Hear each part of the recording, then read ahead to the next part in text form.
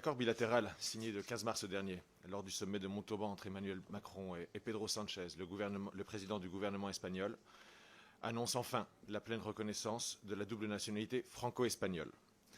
Cette convention, comme l'a alors dit Emmanuel Macron au moment de sa signature, ouvre la possibilité aux ressortissants de nos deux pays d'acquérir la nationalité de l'autre État et facilitera la vie quotidienne de milliers de nos concitoyens qui pourront vivre pleinement leur appartenance à leurs deux pays.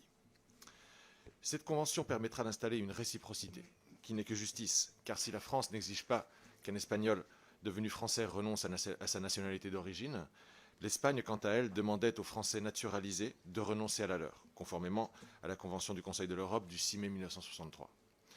Et même si cet engagement était rarement suivi d'effet, il restait moralement difficile pour ces personnes, pour nos compatriotes, d'envisager que leur premier acte comme citoyen, nouveau citoyen espagnol, consiste à formuler un engagement tout en sachant qu'il n'allait pas le respecter. Désormais donc, tous les Français ayant droit à l'acquisition de la nationalité espagnole selon les règles en vigueur pourront en bénéficier sans pour autant s'engager à renoncer à leur nationalité française. Cette possibilité de double nationalité présente certains avantages pratiques pour nos compatriotes.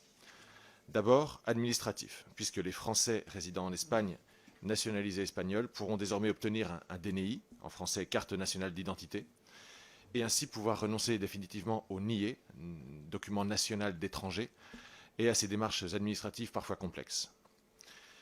Cette reconnaissance permettra également d'éviter de possibles différends fiscaux.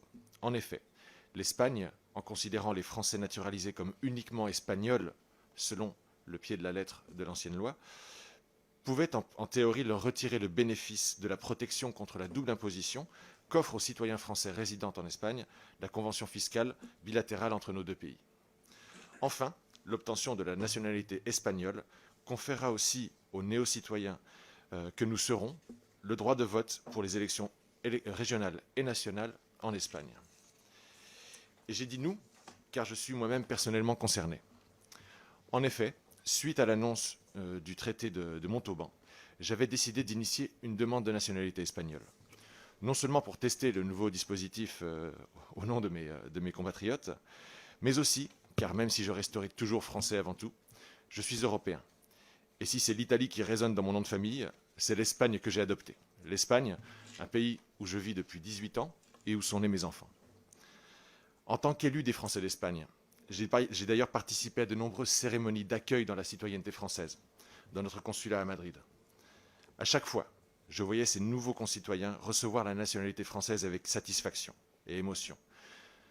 Mais pour ma part, il y avait aussi une pointe de frustration, du fait que l'Espagne ne nous permettait alors pas la réciproque. Aussi, j'accueille donc aujourd'hui le processus législatif de ratification de cet accord avec une grande satisfaction et une émotion qui, je le sais, reflète les sentiments de la communauté française d'Espagne, et tout particulièrement ceux des couples binationaux.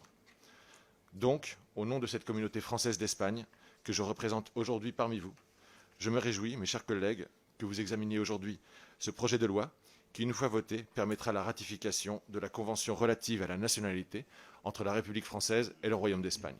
Je vous remercie. Merci, chers collègues. Et maintenant, pour ce témoignage aussi et pour ces propos.